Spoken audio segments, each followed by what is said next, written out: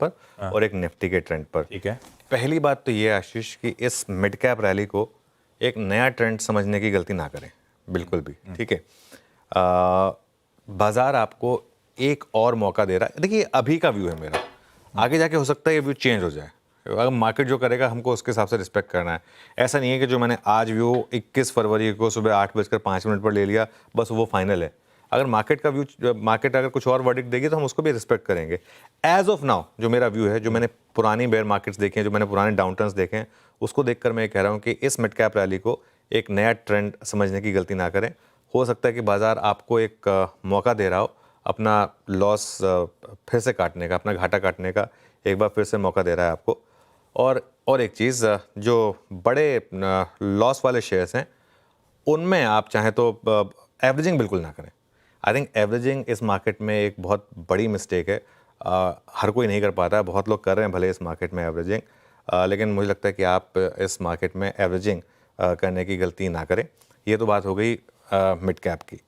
अब निफ्टी भले ही 22,800 इसको प्रोटेक्ट कर रहा हो, लेकिन जो हमारा ट्रेंड है ना वो थोड़ा सा ख़राब है। इसमें कोई भी रैली नहीं टिक पा रही है, ये दिक्कत है। और जब ट्रेंड ख़राब हो, बड़ा ट्रेंड जब ख़राब हो, कोई भी रैली ना टिक पा रही हो तो और एफआईएस की अभी भी सेलिंग काफ़ी इंटैक्ट है, तो ये चीज़ का आपको उसमें ध्यान रखना है। और निफ्टी अभी भी अगर आप देखें तो निफ्टी पर एक चीज़ हुई है जो पिछले 4-5 दिन में मूव आया, उसकी वजह से 10 डेमा और 20 डेमा ये काफ़ी नीचे आ गए हैं। और जो निफ्टी का 10 डेमा है वो 23,050 पर है और जो 20 डेमा है वो 23,200 पर है। तो कोई भी रैली होगी ना आशीष, उसका 23,050 से लेकर 23,200 इसके बीच में फेल होने का जो रिस्क है वो काफ़ी हाई है।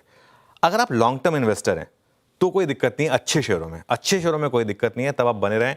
बहुत लोग एग्जांपल देते हैं कि देखिए राकेश झुंझुनवाला 2008 के उस बेयर मार्केट में बचे रहे टाइटन में, तभी जाकर वो पैसा बना पाए। पहली बात तो राकेश झुंझुनवाला थे, दूसरा वो टाइटन था, और तीसरा वो हाइंडसाइट के साथ सब आसान लगता है। लेकिन फिर भी अच्छे शेयरों में बने रहें, कोई दिक्कत नहीं है, अच्छे शेयरों में ऐड भी करें, कोई दिक्कत नहीं है। लेकिन मैं पता क्यों ये बात क्यों कह रहा हूँ, हमारे यहाँ ना 80% ट्रेडर्स होते हैं, उनमें से 80% में से सारे 80% लॉन्ग टर्म इन्वेस्टर बन जाते हैं जब उनके लॉस होने शुरू हो जाते हैं। हाँ। जब तक प्रॉफिट हो रहा होता तब तक वो ट्रेडर होते हैं। हाँ। आप कभी भी हमारे कॉलर शो में पूछेंगे ना कि आप ट्रेडर हैं इन्वेस्टर हैं, बोलते सर शुरुआत तो एज ए ट्रेडर की थी लेकिन अब इन्वेस्टर बन गए क्योंकि वो अब लॉस हो गया, तो अब रखे हुए हैं उसको। तो इसके लिए इस चीज़ का आपको ध्यान रखना है।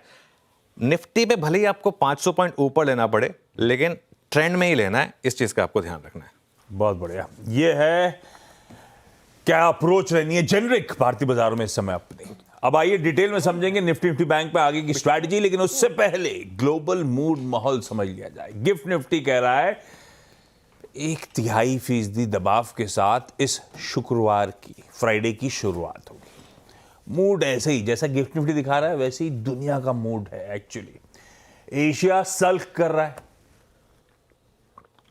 पूरा एशियाई पैक स्क्रीन्स पर आएगा क्योंकि जापान के इन्फ्लेशन का प्रिंट था और ये ट्रम्प टैंट्रम्स तो हैं ही है टैरिफ वाली, वो सब मूड बिगाड़ रही है। लेकिन फिर भी एशिया इन ग्रीन आने की कोशिश कर रहा है। कल सुबह से अब तक की कहानी देखिए आप, और हम अभी भी अंडर परफॉर्म करें। आज लग रहा है फिर एशिया को अंडर परफॉर्मेंस होगा हमारा। यूएस कल दबाव में आ गया था, आधे से 1% का दबाव था वो। खैर हॉर्मज़ डिटेल में समझाएंगे क्या मूड है, यूएस क्यों इस तरह का प्रेशर दिखा रहा है, डाउ 1% क्यों कल गिर गया, और बाकी जनरली दुनिया कहाँ नजर रख रही है। हॉर्मज़ गुड मॉर्निंग, क्या हालचाल? गुड मॉर्निंग आशीष, गुड मॉर्निंग अनुज। और हालचाल तो यूएस के थोड़े से ख़राब है, और हम जाते जाते कल कह भी गए थे कि थोड़े फेड मिनट्स की वजह से थोड़ा सा दबाव देखने मिल सकता है, मगर सेशन शुरू होते होते फेड मिनट्स तो बैक सीट पर चले गए क्योंकि काफ़ी सारे ऐसे फैक्टर्स थे जिसकी वजह से कल बिकवाली का माहौल हमें देखने मिला वॉल स्ट्रीट पर। पहला तो ये कि वॉलमार्ट के नतीजे अनुमान से कमज़ोर थे, उनकी गाइडेंस अनुमान से कमज़ोर थी, और उन्होंने ये भी कहा है कि वो एक अनिश्चितता वाले माहौल में अभी है, ट्रम्प टैरिफ्स की वजह से और बाकी सारी अन्य चीज़ों की वजह से भी। मगर एक तरफ, दोनों तरफ की बातें हैं। एक तरफ अगर देखा जाए तो वॉलमार्ट जो है, जब अर्थव्यवस्था थोड़ी सी डामाडोल होने लगती है तो वॉलमार्ट जैसे शेयर अच्छा करते हैं क्योंकि वो डिस्काउंट रिटेलर्स में गिने जाते हैं। मगर दूसरी तरफ बात यह है कि कंज्यूमर्स जो है वहाँ के, वो अब क्रेडिट कार्ड्स का सहारा लेने लगे हैं महंगाई की वजह से अपने खर्चे चलाने के लिए, और वो सारे जो खर्चे हैं उसमें से ज़्यादातर जो है वो बैड लोन्स में तब्दील होने लग गए। तो उस वजह से बाजार को थोड़ी सी चिंता थी, लिहाजा वॉलमार्ट के शेयरों में कल गिरावट हमें देखने मिली। और वॉलमार्ट का शेयर दिसंबर 2023 से दुगना हो चुका है, तो वो मार्जिन फॉर एरर बिल्कुल जीरो हो गई थी वॉलमार्ट के लिए। तो उस वजह से कल वॉलमार्ट में दबाव देखने मिला। और बहुत सारी अभी कंपनियां हैं जिनकी वजह से ये ट्रम्प टैरिफ्स का जो अनिश्चितता है वो उनके स्टेटमेंट्स में नज़र आ रही है। फिर वो चिपोटले हो, जॉनसन एंड जॉनसन हो, पेप्सी हो, इन सारे कंपनीज ने किसी ना किसी तरह से ये एक चेतावनी दे रखी है कि ये ट्रम्प की जो टैरिफ वार्निंग्स की वजह से उन्हें किसी ना किसी तरह से नुकसान पहुंच सकता है। आगे क्या, अब एनालिस्ट ये कह रहे हैं कि S&P 500 के लिए ये 5950 6000 का लेवल ठीक ठाक है, की सपोर्ट है। उससे नीचे अगर बंद हुए तो 200 DMA तक जा सकते हैं, 5600 या 5800 तक की रेंज में जा सकता है S&P 500। गोल्डमैन सैक्स भी कह रहा है कि खतरा ये है कि यूएस के बाज़ार फिर से करेक्शन टेरिटरी में चले जाए और रिटेल की जो ताकत है वो थोड़ी सी कम होती जा रही है, और मार्च में जब टैक्स पेइंग सीज़न आएगा वहाँ पर शायद रिटेल डिमांड में थोड़ी सी कमी आए। कनाडा ने एक एक्शन लिया है कल, जो फेंटेनिल को लेकर जो ट्रंप ने शर्तें रखी थी टैरिफ बचाने के लिए, उन्होंने उसमें से 7 ऐसे क्राइम कार्टल्स है जिनको उन्होंने एक आतंकवादी संस्था घोषित कर दिया है। ये तो कनाडा की बात हुई। और यूएस और रूस के बीच में जो है बातचीत शुरू हो गई है सऊदी अरब में जंग को ख़त्म करने के लिए। इस वजह से चाइना पे थोड़ा सा खतरा बन गया है कि अगर यूएस और रूस के बीच रिश्ते अच्छे हो गए तो उनका क्या होगा, क्योंकि चीन और रूस के बीच के रिश्ते बहुत अच्छे हैं।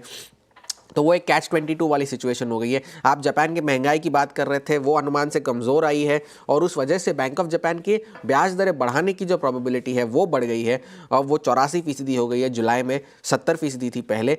तो वो एक बड़ा ट्रिगर जापान के लिए हो सकता है। मगर कुल मिलाकर अगर देखा जाए तो हैंडओवर कमज़ोर है। वॉलमार्ट की जो कमेंट्री है वो चिंताजनक है और चीन और रूस और ये यूएस की जो तिकड़ी है उन पर नज़र बनाए रखने की ज़रूरत है। चाइना के लिए मुसीबत है तो अपने लिए भी, अपन भी पता नहीं असला किससे खरीदें यूएस से खरीदें कि रशिया से खरीदें, अपन भी फंसेंगे। लेकिन एक चीज़ ध्यान रखिए, पॉज दिया ट्रम्प साहब ने, 2 अप्रैल से टैरिफ हर जगह लगनी है, रेसिप्रोकल। आइडिया यही है, सब कंपनीज, सब कंट्रीज जो चाहते हैं वो करें। कनाडा कर रही है, हॉर्माज अभी मेंशन कर रहे हैं, कुछ दिन पहले मेक्सिको ने कहा था हम बॉर्डर की पेट्रोलिंग बढ़ाएंगे, इंडिया कर रहा है, बजट में कर रहा था, और अभी ईवी की खबर का अपन ने तड़का ऐड किया। सब कर रहे हैं धीरे धीरे। हो सकता है 2 अप्रैल तक जब तक हम पहुंचे टैरिफ का टेंट्रम कूल ऑफ हो चुका हो, क्या पता मिनिस्क्यूल से कुछ लग रही हो, सब वर्ल्ड ऑर्डर ठीक हो जाए। होपिंग अगेंस्ट होप, देखते हैं लेकिन कैसा पैन आउट होता है। अभी तो टैरिफ टेंट्रम्स हैं और एशिया लेकिन रिकवर कर रहा है, ये ध्यान रखिएगा बढ़िया तरीके से। सुबह सब लाल था, अभी ज्यादातर सब हरे में आ चुके हैं एशिया में। अपन का अंडर परफॉर्मेंस कंटिन्यू कर रहा है, पर कल का